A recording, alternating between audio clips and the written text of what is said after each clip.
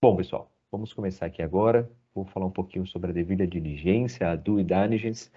E a pergunta que eu quero fazer é: como que a gente garante que todas as normas estabelecidas estão sendo seguidas, por todos os agentes da organização? Esse é um papel, da due diligence. É aí que entra as verdadeiras transformações dessa ferramenta. Uma empresa, ela realiza diariamente inúmeras interações e operações com agentes do mercado. E cada uma dessas interações é uma oportunidade para colocar à prova da ética do seu negócio.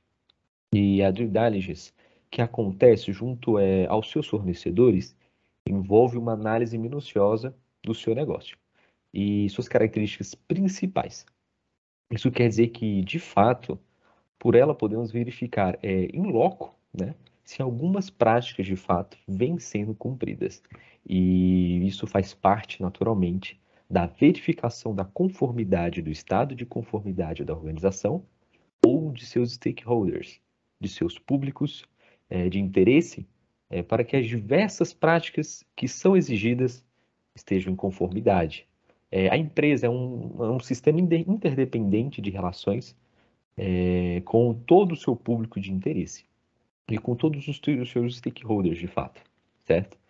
E é um elemento muito importante, porque você vai desenvolver relações, você precisa saber com quem você está se relacionando ao longo do tempo, e a due diligence faz esse preparativo e essa investigação de toda a documentação e de tudo que está em loco, né? A gente tem um exemplo, a Petrobras, que em 2015, ela implementou a due diligence de integridade. E através desse processo, eles avaliam todos os seus fornecedores, né, da Petrobras e aqueles que têm alto risco de integridade.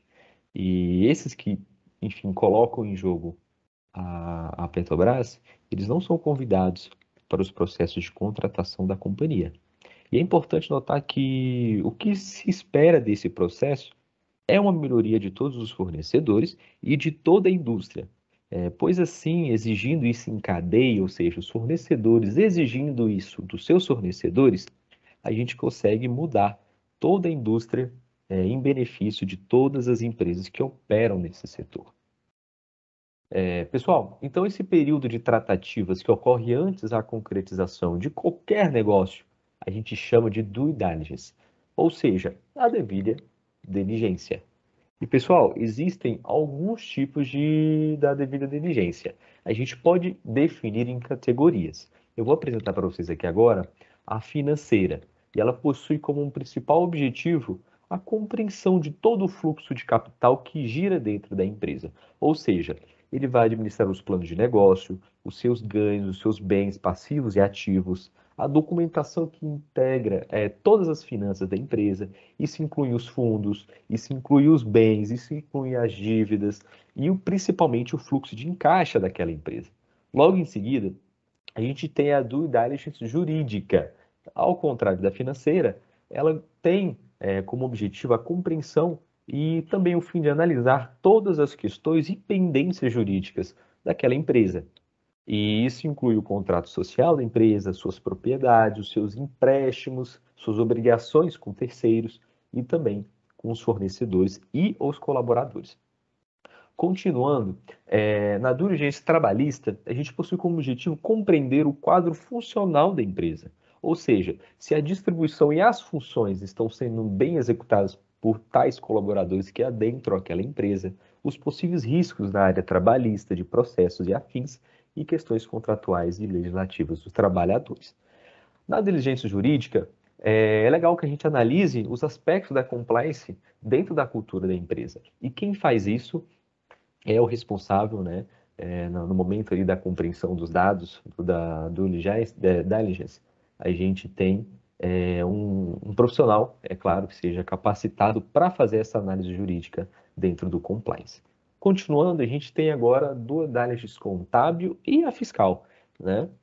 E a gente gosta de comparar bastante ela a uma auditoria, embora ela seja diferente, né, em alguns aspectos, mas ela busca nada mais nada menos do que investigar os livros fiscais, folhas de pagamentos, aspectos relevantes à saúde fiscal da empresa, coleta e também possíveis processos na área de impostos e pagamentos.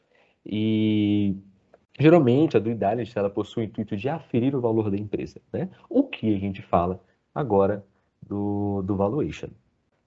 Bom, pessoal, vamos falar agora sobre o valuation. Nada mais, nada menos do que é o processo de estimar o valor de uma empresa de forma mais sistematizada. Para isso, a gente pode utilizar três grandes modelos quantitativos. Iniciando pela renda, ou seja, pelo seu fluxo de caixa descontado, pelo mercado, ou seja, pelos seus múltiplos ou pela sua cotação, e, é claro, por último, seus ativos, ou seja, o seu valor contábil.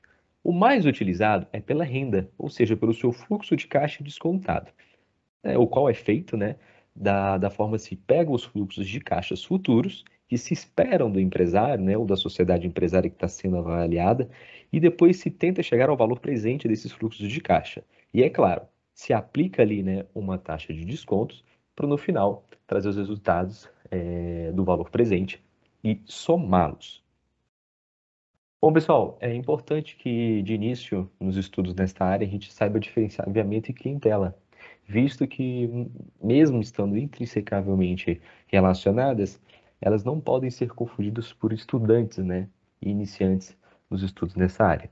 E, pessoal, aviamento, a expressão significa, em síntese, a aptidão de um determinado estabelecimento possuir de gerar lucros ao excedente para sua empresa, E trata-se, enfim, de uma qualidade, um atributo daquele estabelecimento que vai influir isso de maneira para a valorização econômica da empresa, certo? E, é claro, em função do aviamento, sobretudo, é que se calcula o valor de um estabelecimento comercial. E, pessoal, já a clientela, ela é o conjunto de pessoas que mantém com o empresário, ou com aquela sociedade empresária, relações jurídicas constantes. O pessoal gosta de utilizar, aqui nessa parte de clientela, a expressão freguesia, embora tecnicamente essas expressões tenham significados distintos.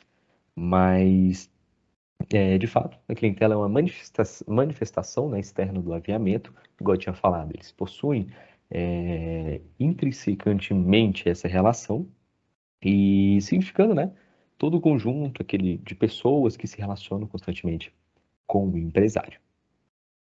Falando agora de penhora de estabelecimento empresarial. O que é isso? É a apreensão dos bens, de um devedor por um mandato judicial para o pagamento da dívida ou da obrigação executada.